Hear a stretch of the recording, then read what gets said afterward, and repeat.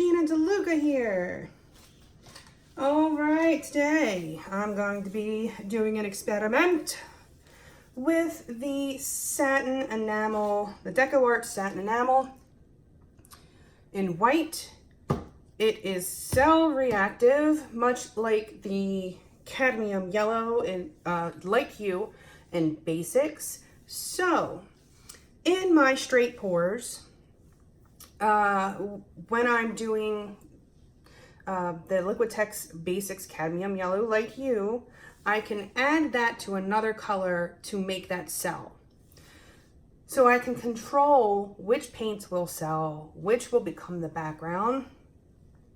And in my opal pour,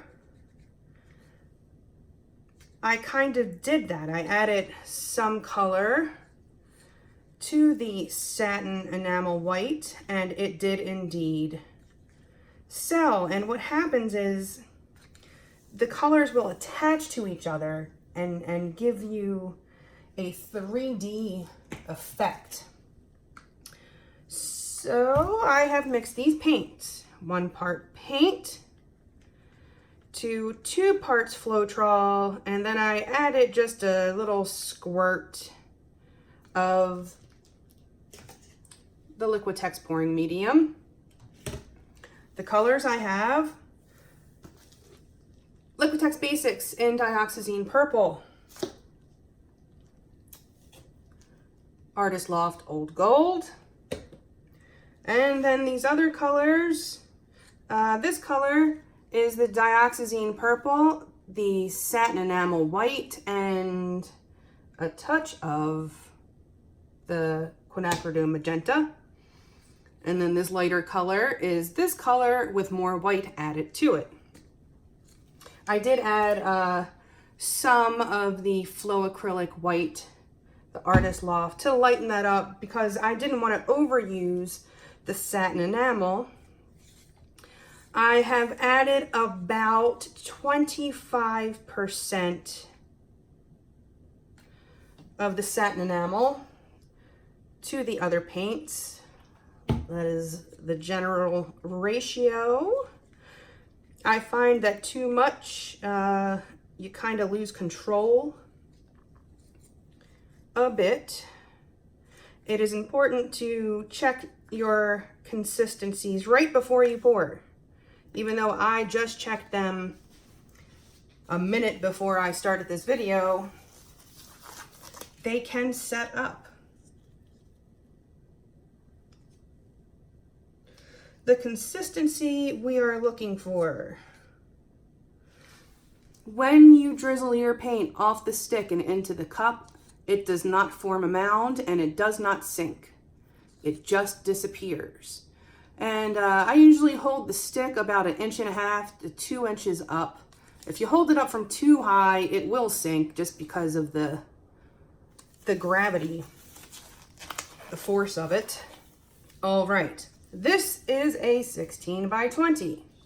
That would be about 12 ounces of paint-ish, how I get my measurements. Length times width will give you your square inches. Divide that number by 28, and that's how many ounces you'll need. Now, the next part of the measurements that I came up with that I find to be working: 70% of that number, 70% of your total should be your pour, and about 30% should be enough to cover your canvas with a base coat. Ish. I'm not a mathematician. Every time I do math, my head hurts and I smell bacon. All right. So I'm going to start with the color that will become my base coat, which is the straight Dioxazine Purple.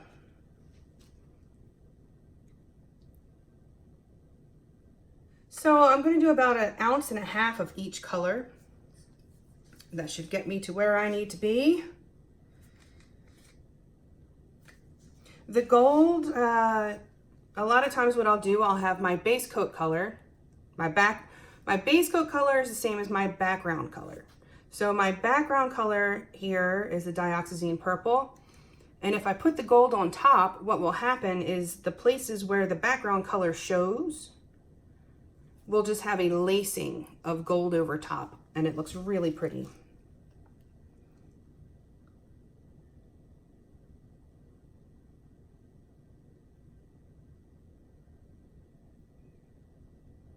And so now I will go with the Dioxazine mixed with the satin enamel. Hopefully this sinks. Oh, there was a chunk of something. Don't like to see that. That'll be some schmutz I have to pull out later. And then the next color, which has the magenta in it.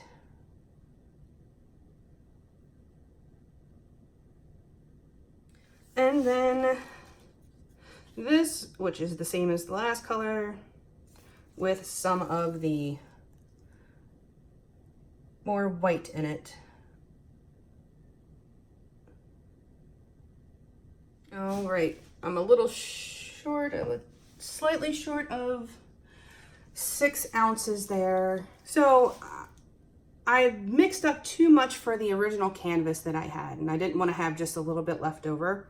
So I just mixed up more of the background color to do a 16 by 20. So I had 2 cups, and just like if you are doing a house paint and you get 2 gallons of the same color, you want to mix them together just to make sure that your consistencies are the same, and that, you know, maybe I just put a little bit more of the Liquitex in one than in the other. This will help to make sure it was all properly blended.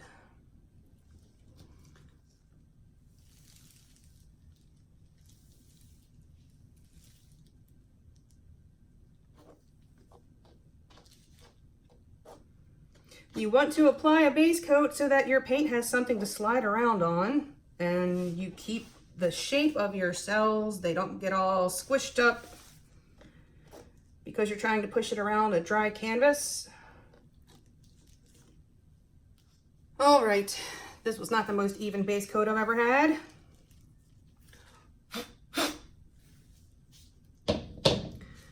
But I need to get this going. You can see some of that color has already come up. Going for it.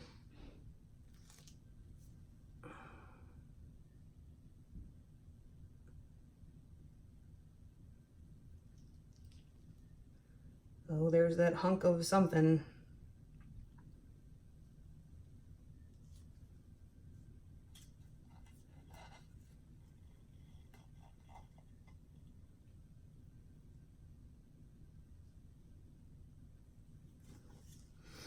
You always want to take care in your center because it will be stretched out. Now, where is that giant piece of schmutz? Let's pop some of these bubbles. I have found that if I torch these enamel paints after I've stretched them, they may crack. I'm gonna move this slowly and try to find that piece of gunk that I saw.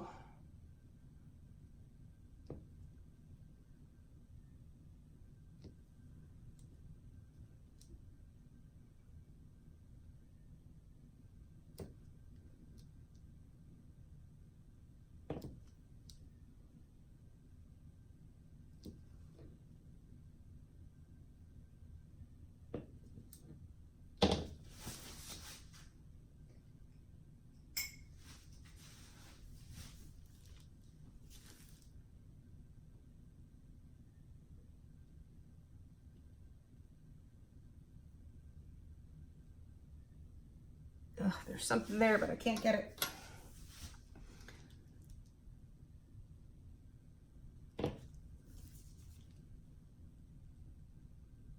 Got it. Look at that thing. Jeez. That must have come out of my bottle of white.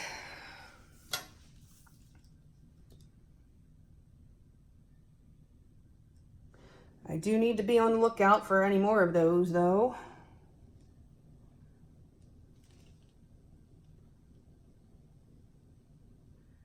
So I'll be moving it extra slowly because that will jack up your painting.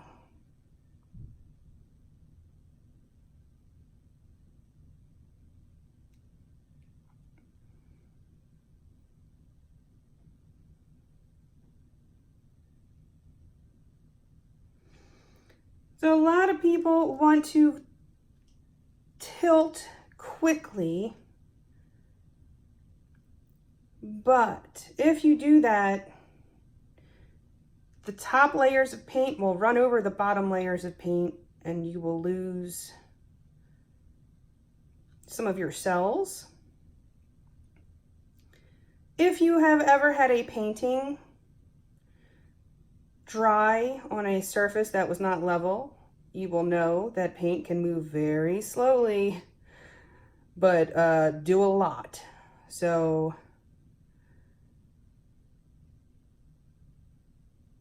I've had half of a painting tilt off before because I didn't realize that when I had moved it, it was sitting on a lump of dried paint. That's all it took.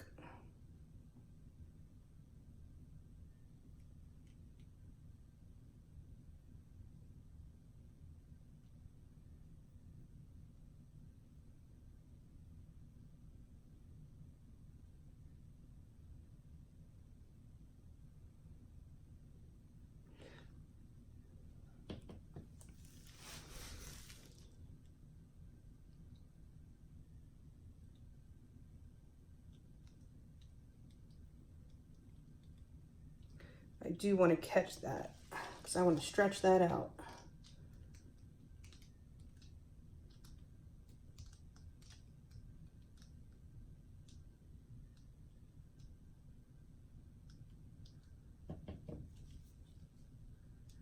Always remember to recenter your paint before changing directions.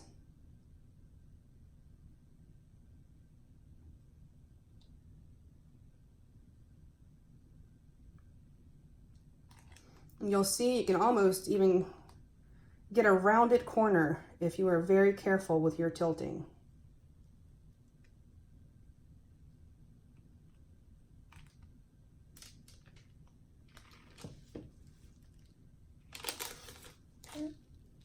And then back to the center. It's the same way you came in.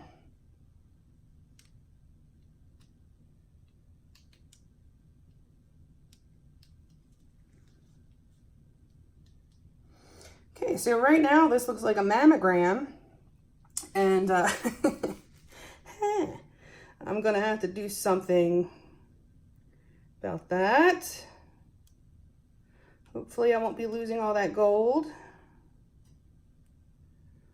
I'll see if I can just catch that and stretch it. Catch it and stretch it.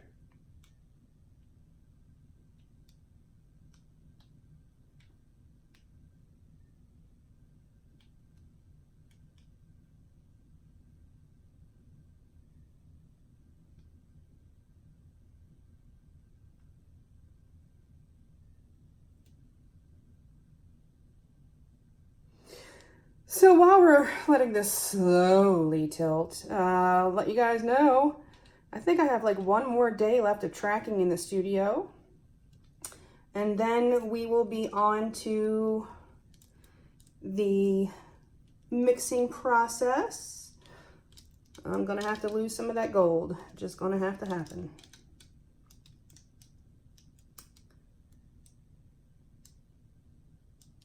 But there are veins, and you probably can't see them from the angle that you're at, but in between the cells, there are gold veins in that purple, which is what I was hoping for. It looks very cool.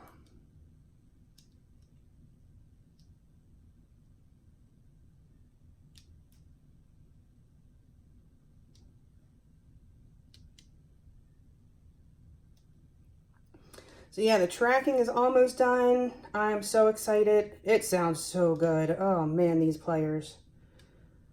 I'm so lucky to know the cats that I know. Boy, am I lucky. And they said yes. I've had a couple of my musician friends say, you know, man, you got those guys? How'd you get those guys? I was like, I asked. If you see a pretty girl at the dance and she's just standing there by herself and she's not dancing, ask her. You never know.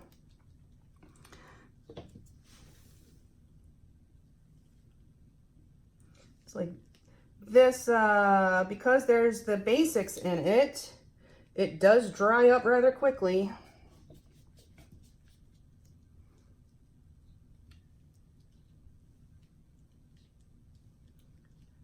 So you can just help it along.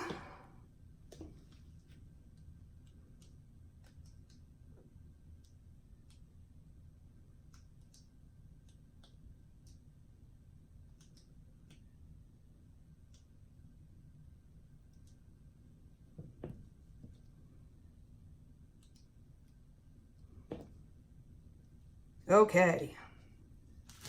That's pretty much exactly what I was hoping for. So I'm happy with this. I'm sure more cells are going to pop up because that's just what happens. But what I wanted was for there to be a gradient in the colors in the cells. So it's darker and it gets lighter, but also a gradient within the cells where those colors blended together. And hopefully it won't change too much. I cannot torch this because it gets funky when you torch it, I found.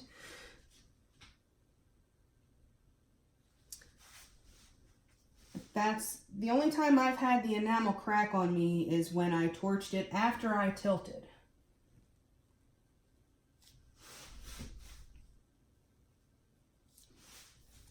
Okay, I'm going to clean up, let this sit for a little bit, and I will bring you in for a close-up. Back in a few. Okay, here it is. This has been sitting for a while. You can see the edges are already dry.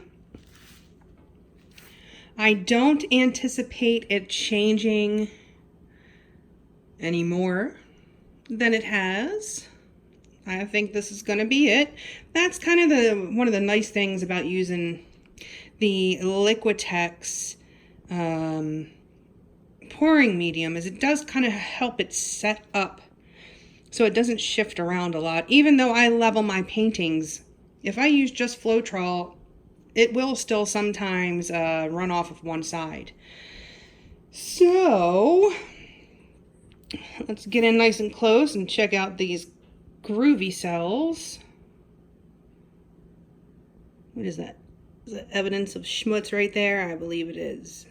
That's what happens when there's schmutz in your painting.